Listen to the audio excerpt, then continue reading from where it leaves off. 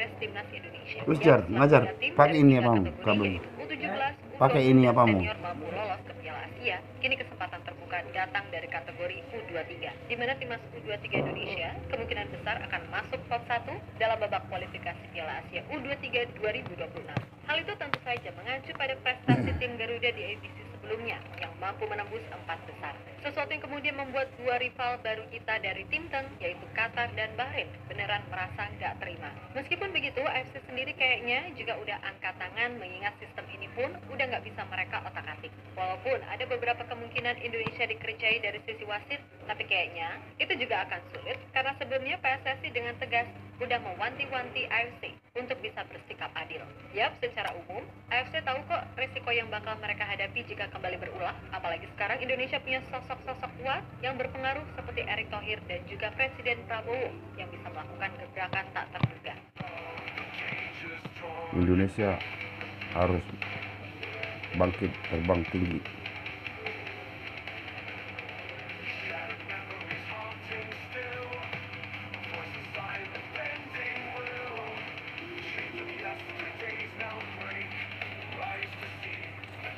Sejarah baru tercipta. Yap, untuk pertama kalinya dalam sejarah keikutsertaan Timnas Indonesia di Piala Asia U23, baru kali ini loh, Timnas U23 masuk dalam kategori tim unggulan dalam drawing atau undian untuk kualifikasi Piala Asia U23 2026.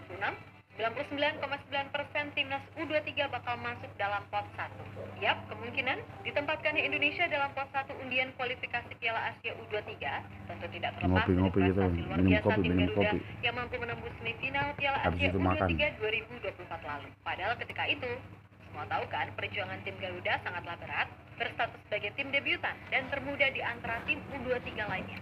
Indonesia mengalami ujian mental luar biasa ketika mereka dikerjai habis-habisan di match pertama saat bersuat tuan rumah Qatar. Tentu saja ketika itu kita sangat gedeg melihatnya, karena akhirnya Indonesia pun menyerah 2-0. Namun di laga berikutnya melawan dua tim kuat lainnya, Indonesia mampu menang 1-0 melawan Australia dan menghajar Jordania 4-1, kemudian mencetak sejarah lolos ke 8 besar. Gak sampai di situ, di babak 8 besar yang menjadi momen paling dramatis, karena kita harus ekstra mati-matian buat meladeni Korea Selatan sampai babak adu penalti. Dan dengan tekad yang kuat, kita berhasil menang dan lolos ke semifinal. Walaupun akhirnya gagal melaju lebih jauh termasuk ke Olimpiade, tapi perjuangan timnas U23 ketika itu benar-benar mantap luar biasa. U23, timnas Indonesia usia 23.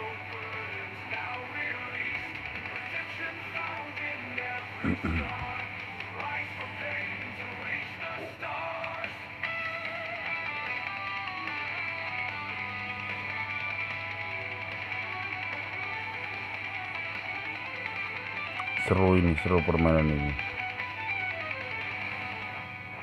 Kembali ke soal kualifikasi Piala Asia U23 2026. Nantinya Indonesia sendiri kemungkinan besar akan berada satu pot dengan tim-tim macam Thailand, Vietnam, Jepang, Korea Selatan, China, Tajikistan, Uzbekistan, Qatar, Irak, dan Arab Saudi. Nah, untuk total jumlah pot, diketahui AFC akan membagi 4 pot dengan anggota AFC sebanyak 44 negara, yang mana satu pot berisi 11 tim. Jelas dengan masuknya Indonesia ke pot 1, seenggaknya nih, akan ada 3 keuntungan yang didapat. Pertama, peluang lolos pasti lebih besar, karena timnas U23 bisa menghindari para tim-tim kuat dan selalu diunggulkan di Asia seperti Jepang, Korea Selatan, ataupun Uzbekistan. Kemudian yang kedua, kans Indonesia untuk menjadi tuan rumah di kualifikasi sangat bisa terjadi. Di kualifikasi Piala Asia U23 2024 kemarin, timnas Indonesia U23 juga ditunjuk menjadi tuan rumah untuk grup K. Nah, dengan berada di pot unggulan, maka ya bisa aja hal itu terulang lagi. Dan ini jelas sangat menguntungkan karena pasti Indonesia akan mendapatkan dukungan luar biasa dari supporter yang ada. Lalu yang ketiga, dengan menempati pot 1 artinya lawan-lawan timnas Indonesia U23 hanya berasal dari pot 2 sampai 4. Dan hal ini membuat komposisi grup secara umum harusnya tidak akan terlalu berat. Nah, komposisi yang tidak terlalu berat inilah yang bisa memperbesar peluang timnas Indonesia U23 untuk lolos ke putaran final sebagai juara grup.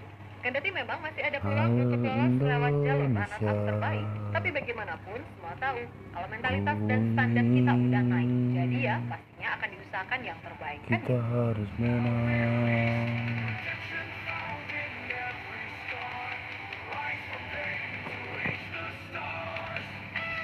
Yo,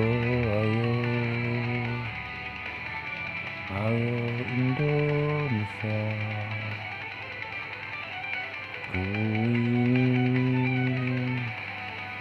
Kita harus menang.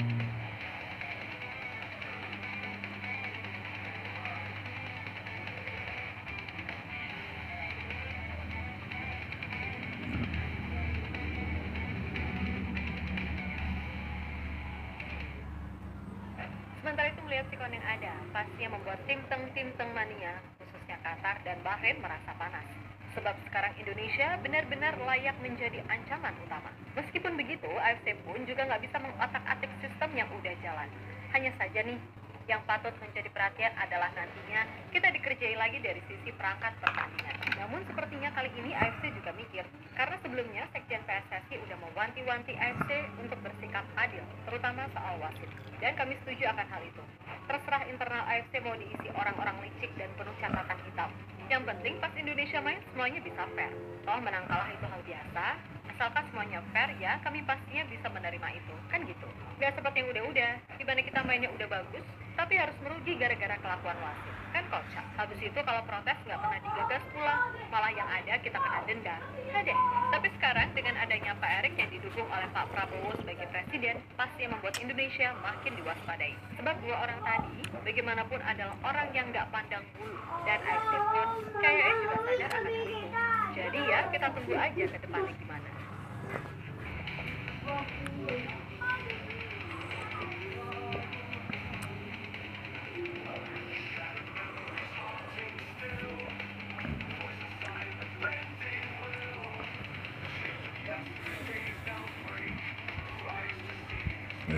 Indonesia pasti menang.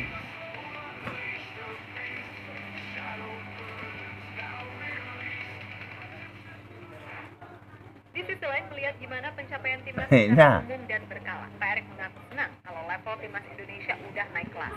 Dimana itu dibuktikan dengan tim U17, U20 dan senior yang udah lolos. Plus kemarin di Piala Asia U23 2024, timnas Indonesia juga berhasil menapaki level yang tinggi. Atas dasar itulah Pak Erik meminta semuanya untuk dimatangkan lagi karena pastinya tantangan yang dihadapi pun jauh lebih sulit. Dan soal timnas senior, Pak Erik mengatakan kalau beliau udah menyampaikan segala hal termasuk evaluasi dan lain-lain kepada Coach Shin. Jadi ya semoga saja timnas Indonesia di semua kategori bisa menunjukkan performa yang bagus. Sudah 4-4-nya lolos, artinya kembali kita sudah mulai naik kelas. Tim 17 kita, tim 20 kita, tim 23 dan senior lolos Piala Asia. lolos Piala Asia. Saya rasa ini prestasi yang luar biasa. Artinya kembali kita sudah mulai naik kelas. Tapi kan kembali mempertahankan Naik kelas, lolos Piala Asia. Untuk Coach Nova mempersiapkan dengan baik karena saya tahu kejuaraannya sudah dekat di tahun depan bulan April di Saudi, dan itu slotnya untuk Piala Dunia ada hanya 8 slot.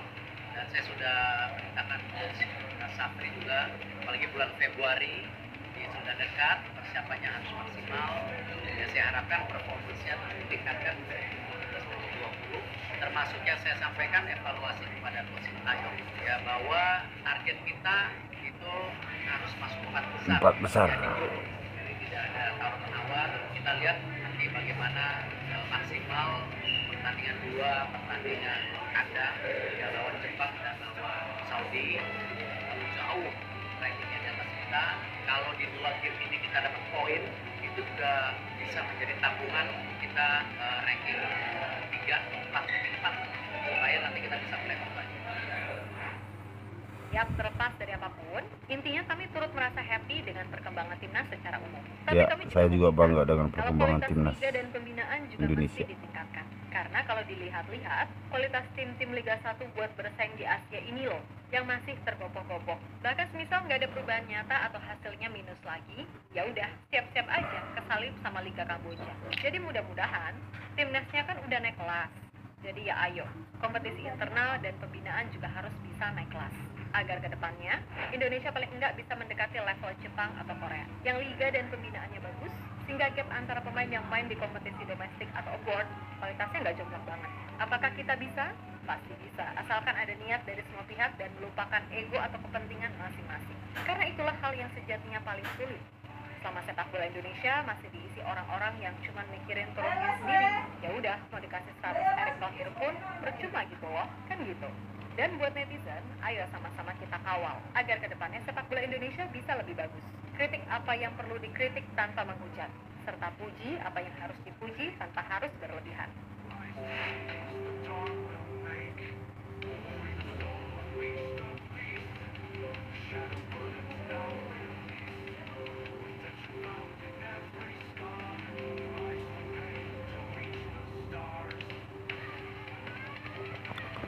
Garuda terbang tinggi. Pak Erick Thohir.